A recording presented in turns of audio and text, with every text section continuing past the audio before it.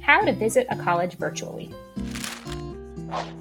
So, you want to check out a college, walk around, get a sense of size, setting, and feel for what it's like. How can you still do that even if you can't make it to campus? Grab a buddy, pour some coffee, and use laptops and smartphones to peruse the online student newspaper. What are people talking about in the op-eds? What major events happened last semester?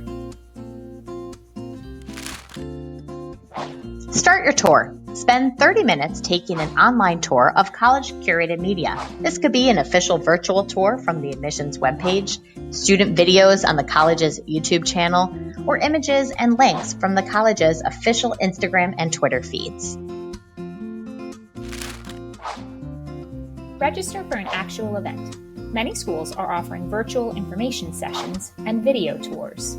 Check out the college's social media pages too, and post questions.